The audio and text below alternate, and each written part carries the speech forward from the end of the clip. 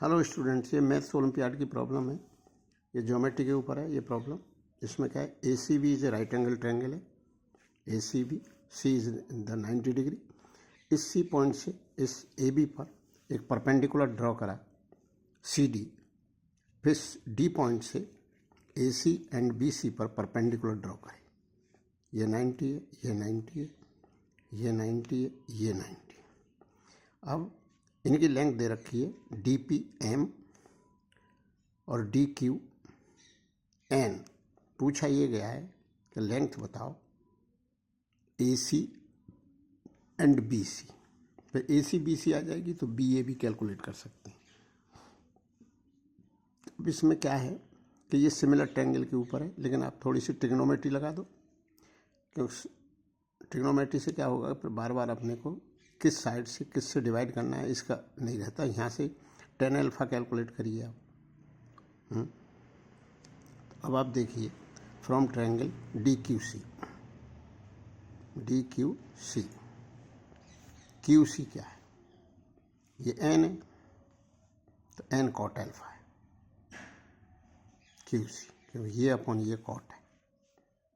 अब Q C जो है वो डी पी के बराबर है और वो एम है। तो अब आप कर दीजिए एन कॉट अल्फा बराबर एम। एन कॉट अल्फा ये है और यही ये है, तो एन कॉट अल्फा बराबर एम। तो कॉट अल्फा आ गया M by N. Tan alpha आप कैलकुलेट कर लो, तो वो एन अपॉन एम। ये एन है, ये एम है, तो ये परपेंडिकुलर हो गया इस ट्रायंगल से। अब पी सी जो है वो एम टेन अल्फा है, क्योंकि ये अपॉन ये टेन होता है। पी सी अपॉन परपेंडिकुलर हो गया इसमें, एम टेन अल्फा है। टेन अल्फा हम एन बाई एम है, तो पी सी आ गई एन। पी सी तो वैसे भी पता थी एन है। अब पी ए कैलकुलेट कैसे करा जाए, पी ए हमको ये, तो पी ए अपॉन पी डी सोचिए, कॉट अल्फा है, तो एम कॉट अल्फा है। उधर कॉट अल्फा की वैल्यू मालूम है एम बाई एम, तो पी ए आ गया। अब P C plus P A add कर दीजिए तो ये आ गया। इसी तरह से आप सी भी कैलकुलेट कर लोगे, C Q plus Q B, C Q plus Q B calculate कर लोगे आप। तो इनको ऐड कर दीजिए। फिर इनको ऐड करने पर M square plus N square divide by C Q plus Q B. इसी तरह से P C plus P A आ जाएगा M square plus N square upon, यहाँ एन एम आया तो वहाँ एन आया। अब नेक्स्ट है, नेक्स्ट प्रॉब्लम है ए बी सी कोई ट्रायंगल है। ए से ये मीडियन है ए डी, तो मीडियन ये M1 है, इसकी लेंथ M2 है, ये वाली मीडियन जो B से गिराई, और जो C से गिराई वो M3 है। तो इसमें ये पूछा गया है कि जो सम ऑफ मीडियन है वो सेमी पेरीमीटर, जो पेरीमीटर से इस पेरीमीटर ऑफ द ट्रायंगल से छोटा होता है। मतलब M1 plus M2 plus M3 is less then A plus B plus C। इसको कैसे प्रूफ करेंगे? अब मीडियन मिडिल पॉइंट पर इंटरसेक्ट करती है, इसको इतना ही बढ़ा दो तो ये M1 और ये M1 हो गया। अब ये बन गया पैरेललोग्राम, आप देख लीजिए, क्योंकि ये दोनों डायगोनल बाइसेक्ट कर रहे हैं, तो दिस इज ए पैरेललोग्राम। अगर ये B लेंथ है तो ये भी B लेंथ है, ये C है तो ये भी C है। अब इस ट्रायंगल में वो लगा दो, दो साइड्स का सम थर्ड साइड से बड़ा होता है, तो B plus C greater than 2M1 या 2M1 B प्लस C से छोटा है। 2M1 B plus C।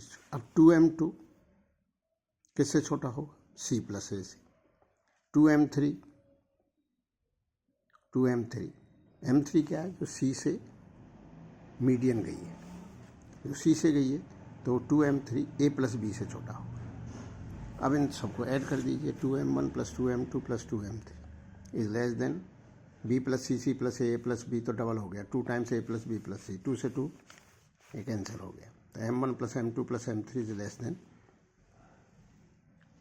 2 times of median is smaller than 2 times of perimeter, मतलब sum of medians is smaller than perimeter.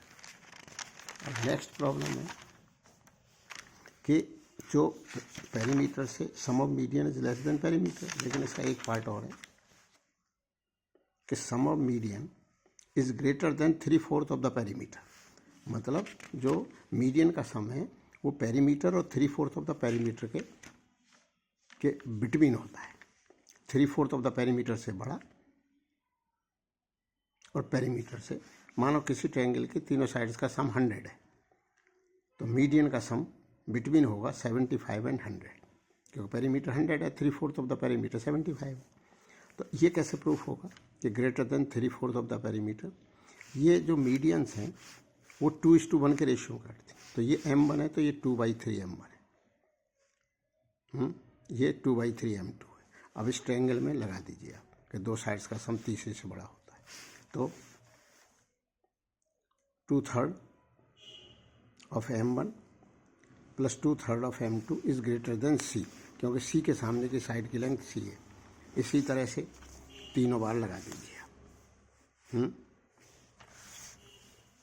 तो 2/3 of m1 plus 2/3 of m3 is greater then b। इसी तरह से 2/3 of m3 plus 2/3 of m2 is greater than a।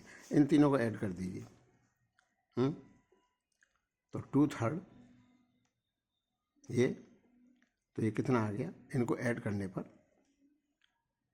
ये m1 2 times आ रहा था, अब 2/3 सम में था ही, तो ये 4/3 m1 plus m2 plus m3 is greater than a plus b plus c।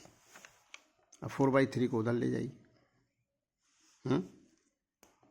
Is greater than m1 plus m2 plus m3 is greater than 3/4 of, ये यहाँ से जाना चाहिए था। तो sum of medians is greater than 3/4 of the perimeter, hence proved. अब next problem है जो काफ़ी अच्छी प्रॉब्लम है कि find all 6 digit number, natural number a1 a2 a3 a4 a5 6 formed by using the digit 1 2 3 4 5 6 once each। एक बारी use करनी है, 6 डिजिट के नंबर बनाने हैं। तो वैसे तो अगर ये पूछा जाए कि इनसे 6 डिजिट के नंबर कितने बनेंगे, तो इसका तो आंसर होगा 6 × 5 इंटू, यहाँ 6 चॉइस है, 5 है, 4 है, 3 है, 2 है, 1 है, 6 × 5 इंटू 4 इंटू 3 इंटू 2 इंटू 1, इतने बनेंगे। लेकिन ये नहीं पूछा गया, ये कह रहा है कि a1 a2 ak is divisible by k where k is between 1 and 6। जैसे a1 डिविजिबल बाई हो, खाली a1 नंबर हो डिविजिबल बाई 1 हो, तो 1 से तो सभी डिविजिबल होते हैं, तो यहाँ के डिजिट के बारे में नहीं सोचना। a1 a2 डिविजिबल हो बाई 2, a1 a2 नंबर, तो यहाँ पर आ सकता है 2 4 6 में से कुछ। a1 a2 a3 divisible by हो 3, तो फिर वो ऐसा आना चाहिए a1 a2 a3 का सम, डिजिट का सम जो 3 से डिविजिबल हो, तभी नंबर 3 से डिविजिबल होता है। a1 a2 a3 a4 ये 4 से डिविजिबल हो यहाँ तक का नंबर, तो ये तभी होता है जब लास्ट की 2 डिजिट, ये तो 100 बना देंगे, लास्ट की 2 डिजिट 4 से डिविजिबल हो। तो ये देखना है a1 a2 a3 a4 a5 5 से डिविजिबल हो, तो ये पता लग गया कि इस पर डिजिट पर 5 आएगा। 5 या 0 होता है तभी नंबर, लेकिन 0 इसमें है नहीं, तो 5 आएगा a5। और a1 a2 a3 a4 a5 6 divisible हो बाई 6, तो 6 जब ही होगा जब a6 पे इवन नंबर आएगा, लेकिन इनका सबका डिजिट का सम 21 है, तो इस नंबर को किसी भी तरह से लिख दो। तो a1 a2 a3 a4 a5 a6 3 से तो डिविजिबल हो गई, क्योंकि डिजिट का सम ही 21 है। लेकिन यहाँ पर तो ये पता लग गया कि a2 a4 और a6 पर इवन नंबर आएंगे और a5 पर 5 आएगा। अब ये देखते हैं, तो यहाँ बचे a1 और a3 पे 1 या 3, और a2 जो है 2 4 या 6 में से एक है, लेकिन ये 1 या 3 हैं, क्योंकि 5 तो यहाँ आ चुका है, तो 1 या 3 है, तो इनका सम 4 है, तो यहाँ कोई ऐसा नंबर आना चाहिए 2 4 6 में से जिनके डिजिट का सम 3 हो जाए। तो नंबर क्या है इवन 2 4 6। तो 1 + 2 ऑलरेडी 1 + 3 4 हो चुका है, तो यहाँ 2 आ सकता है। अब सोचते हैं 4 आ सकता है कि नहीं। 1 + 3 4 है, 4 और 4 8 है, तो A1 A2 A3 डिविजिबल नहीं होगा फिर 3 से। फिर 6 सोचो, 1 और 3 का सम 4 है, अगर 6 लाते हैं तो डिजिट का सम 10 हो जाएगा। तो यहाँ पर एक ही चांसेस है A2 का 2 आएगा। तो A2 डिसाइड हो गया, A5 डिसाइड हो गया, 5 होगा। और A1 A3 में से 1 यहाँ और 3, क्योंकि 5 यहाँ हो ही गया था डिसाइड। तो 1 3 और 3 1 हो, 1 3 और 3 1 हो सकते हैं। तो A2 पे हो सकता है केवल 2, 4 और 6 नहीं होंगे। अब देखते हैं A4 पे क्या आएगा। तो यहाँ पर क्या होगा 3 या 1। तो 1 के साथ यदि हम 4 लेते हैं तो 14 डिविजिबल बाई 4 नहीं है, और 3 लेते हैं तो 34 भी डिविजिबल नहीं है, इसलिए 4 यहाँ नहीं आ सकता। 4 यहाँ नहीं आ सकता। फिर 4 चला गया A6 पर। अब 4 चला गया A6 पर, और A5 पे 5 था ही। यहाँ 2 डिसाइड हो ही चुका है। अब ये अपनी जगह बदल सकते हैं, क्योंकि इनके जगह बदलने से भी कोई फ़र्क नहीं पड़ेगा, क्योंकि 1 ये तो यहाँ पर कोई भी डिजिट आ जाती तो A1 तो 1 से डिविजिबल होता ही है नंबर, लेकिन ये डिविजिबल बाई 3 तभी होगा जब या तो ये 1 2 3 हो या 3 2 1 हो। तो यहाँ पर 6 डिसाइड हो चुका है, क्योंकि 36 डिविजिबल बाई 4 है, तो 1 2 3 4 डिविजिबल बाई 4 है। 3 2 1 6 5, तो 1 6 डिविजिबल बाई 4 है, इसलिए 3 2 1 6 डिविजिबल बाई 4 है। ये यहाँ पर है 5, तो यहाँ तक का नंबर 5 से डिविजिबल है। और ये पूरा नंबर 2 से डिविजिबल है, क्योंकि यहाँ पर इवन डिजिट आ रही है। और 3 से इसलिए डिविजिबल है पूरा नंबर, क्योंकि इन डिजिट का सम 21 है। तो हमें ये ध्यान रखना है कि यहाँ तक का नंबर 1 से, यहाँ तक का नंबर 2 से, यहाँ तक का नंबर 3 से, यहाँ तक का नंबर 4 से, और यहाँ तक का नंबर 5 से। तो ये 2 ही नंबर है। तो ये काफ़ी अच्छा सवाल था, ओलंपियाड की प्रॉब्लम थी।